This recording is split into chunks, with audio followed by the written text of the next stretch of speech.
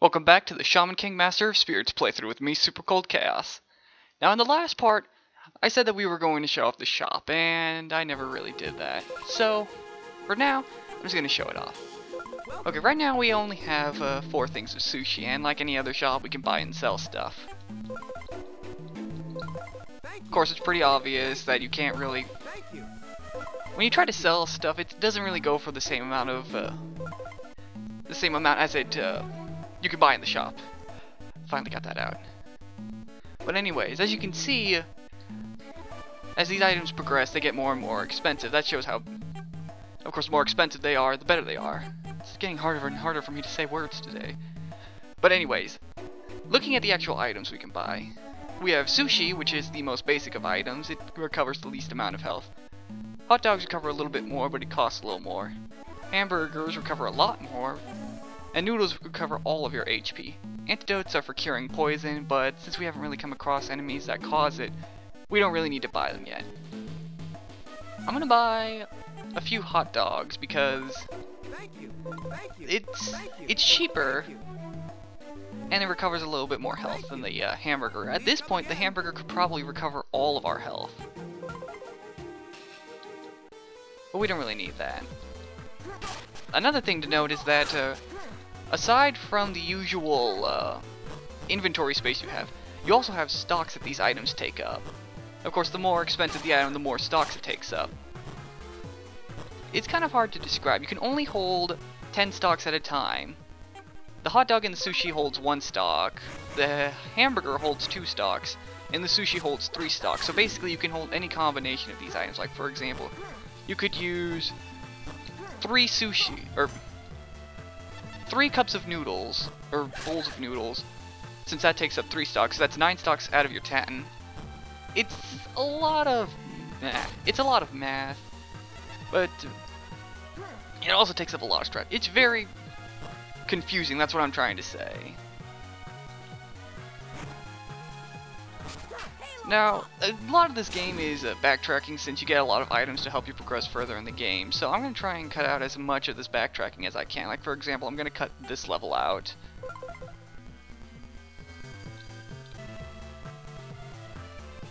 And from there I'm going to just cut out as much of the backtracking as I possibly can. If it's a new section of a level we've been to already, then I'll keep it in, like with the sewer level, since that was a completely different section.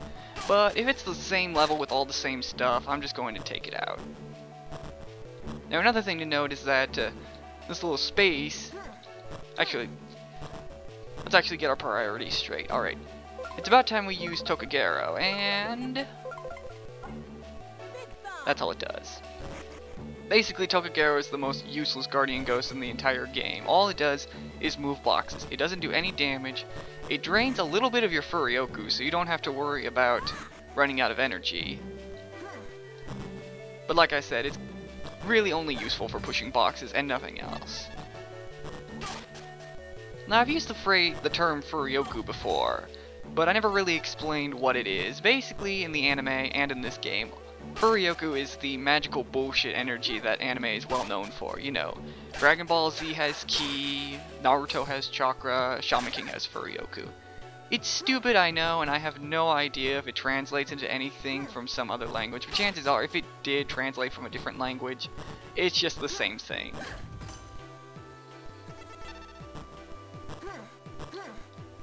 And another thing I should probably note about the shops is that there is no other way to get items in the game. Money. The only way I've seen you can do it is getting money from treasure chests and selling items that you find from treasure chests. I think enemies will occasionally drop money, and there is one other method that we're going to see pretty late in the game, but for now, just find as many treasure chests as you can. They're not that hard. Now another thing is that we just picked up a new Guardian Ghost. This one works a lot differently from the other ones. Unlike previous Guardian Ghosts where you can use them to attack and stuff, this one actually improves your stats, kind of like an RPG. That's where the game kind of reminds me a little bit of Castlevania Symphony of the Night. And of course you probably noticed that we equipped it to that new slot we got. We got that one from picking up the headphones I mentioned earlier. And we're going to see a few other items that will improve the number of Guardian Ghosts we can equip at a time. Maybe even we'll be able to equip 2 Guardian Ghosts that can do attacks, like Tokagero and Amidamaru at the same time. Another thing I should probably mention is the different decks you can use in the game. See, in the Spirit Unity section, you can hit the left and right buttons and you can shuffle through the different decks you have. And equip different Guardian Ghosts. Right now it's probably a good idea to have a Nizba, our Guardian Ghost that improves defense, and just kind of switch back and forth between using Amidamaru and Tokagero. That way, you don't have to go into the start menu in order to switch to different Guardian Ghosts.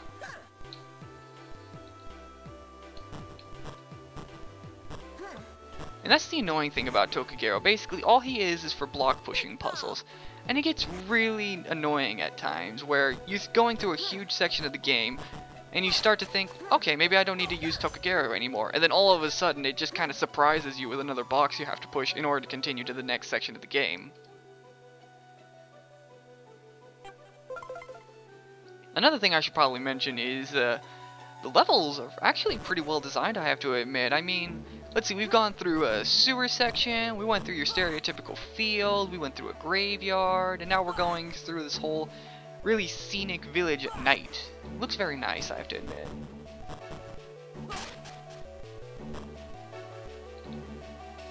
You know, now that I think about the correlations I made between Castlevania Symphony of the Night and this game, it's kind of funny because reading an FAQ about this game, or a walkthrough rather, one of the guys who wrote the walkthrough said that this game is kind of like a more platform-heavy version of Castlevania Aria of Sorrow on the GBA.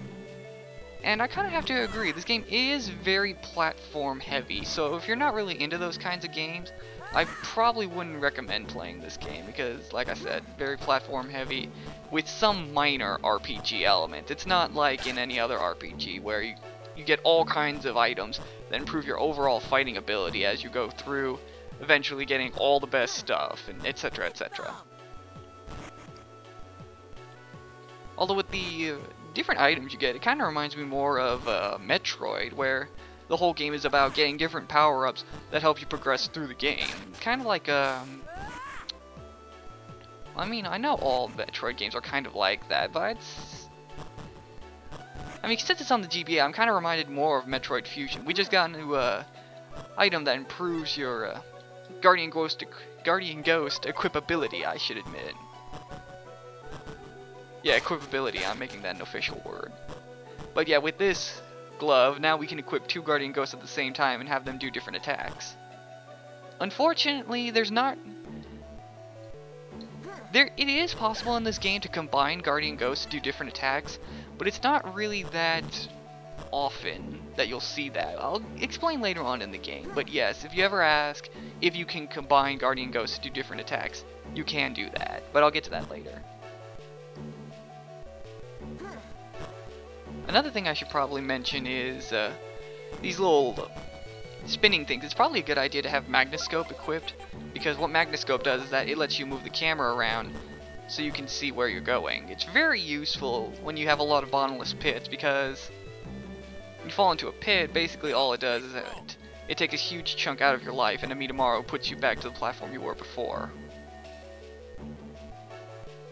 Not really too much consequence for failing the platforming, but after a while, especially when you start running low on healing items, or when you just suck at the platforming like I do, and then you eventually get good at it. But anyways, kind of forgot where I was going. But yeah, platforming in this game, not too hard. I have to admit, the controls to this game actually kind of work. I mean, with all the different maneuvers you can make, you know, backstepping, controlling your momentum while jumping. That's kind of become a staple in platforming games, being able to control your momentum. It's really only in SNES games, or games like Castlevania, where, well, I wouldn't say SNES, but I mean like Super Ghouls and Ghosts in Super Castlevania 4, where platforming is kind of stiff.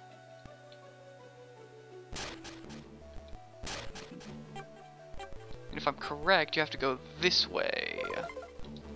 And now these imps seem to think they're Lakitus from the Mario games.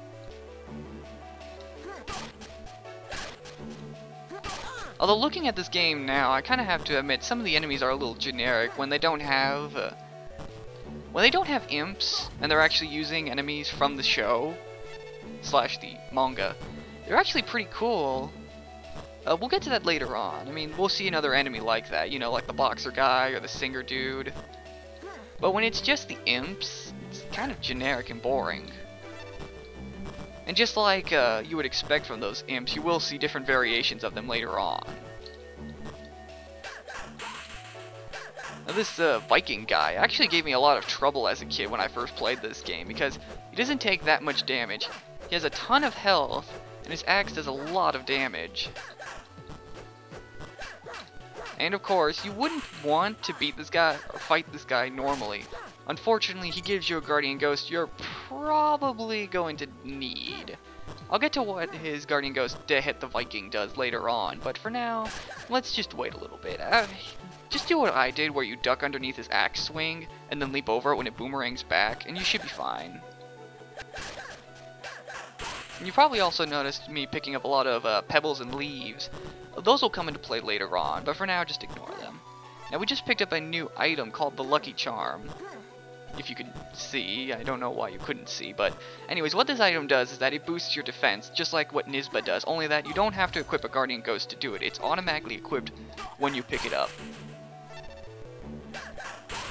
We'll be seeing a few other items that do that, and we'll also be seeing items that improve your attack, but for now, we're not going to see that for quite a while.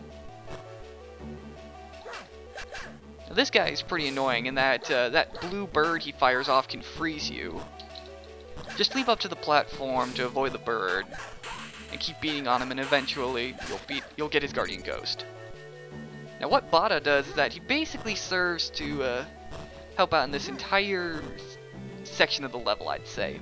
Since a few enemies in this game can freeze you, it's always a good idea to have something to keep that from happening. That's what Bada does. He keeps you from being frozen solid. Although, after this whole snow section, he kind of becomes useless. Like, for example, this enemy here that summons ice shockwaves, or explosions, I guess you could call it. She can freeze you and do some pretty nasty damage. But if you have Bada equipped, you won't get frozen. And this is one of those sections I was talking about earlier where you don't think you would need Tokagero, but then all of a sudden the game just surprises you.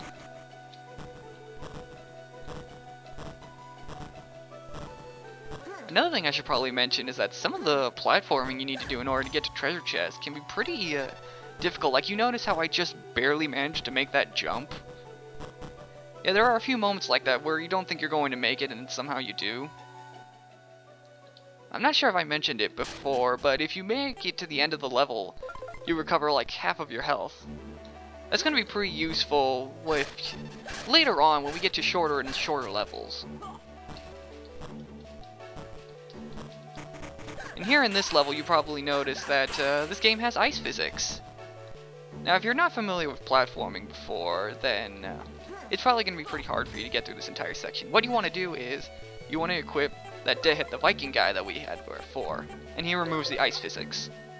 However, if you're like me and you're used to that kind of stuff, just don't use it. It's a waste of a space that you could be using for Nisba and any other Guardian Ghost we could be using. There's actually something interesting at the end of this level. Can you say boss fight? But for now, let's just get through this level. You probably noticed these Shikigamis kind of move a little bit like the Medusa heads from Castlevania. Coincidence? I actually just realized that I spoiled what they're called, and you probably have no idea what they are. Basically, what a I think it's Shikigami. It's either Shikigami or Shinigami. Basically, they're just little leaf spirits. You know, stereotypical forest-dwelling ghosts. A lot different from the usual kind that people remember, you know, from Ryuk from Death Note, or the manga Bleach. Sorry, I kind of forgot the name, but yeah, two totally different ghost things. Yeah, it's been a while since I've read any manga to begin with. I just recently picked up the first volume of Shaman King, and it still holds up. It's a lot different from the 4Kids dub, I'll definitely say that. Actually, I just completely forgot that we got a new Guardian Ghost. Ian basically does the exact opposite of what Nisba did, you know, improving attack instead of defense. And since we've got a boss fight coming up, I just might as well heal. And here we meet our other friend, Trey. Not really much to say about Trey. He's kind of two characters in one. He's both an environmentalist and your stereotypical surfer dude. And of course, Magister has to kidnap his little sister that doesn't really appear that often in the show. Although this is the plot hole that I mentioned earlier, there's going to be a lot of moments where boss fights kind of happen because Magister does something other than the whole mind control thing, which makes you wonder why he even has the mind control ability to begin with. It's like, okay, he can't find some way to have Ryo fight you to begin with?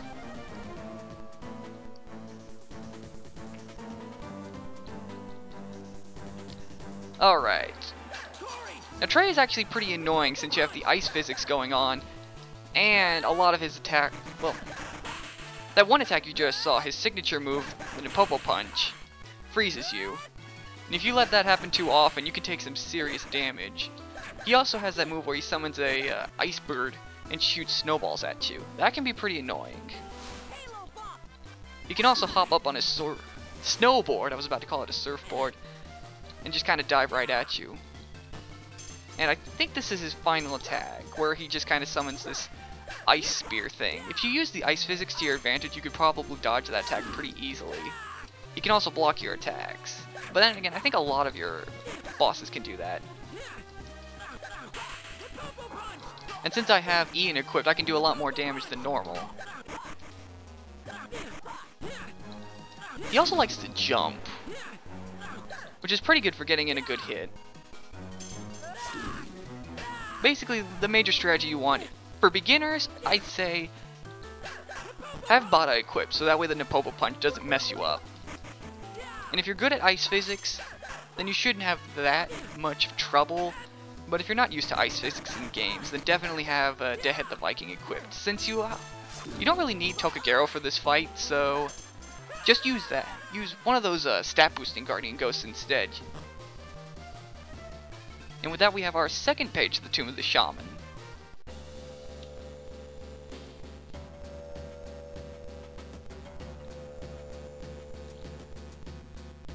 Of course, we gotta have some kind of resolution to that whole kidnapping sister thing.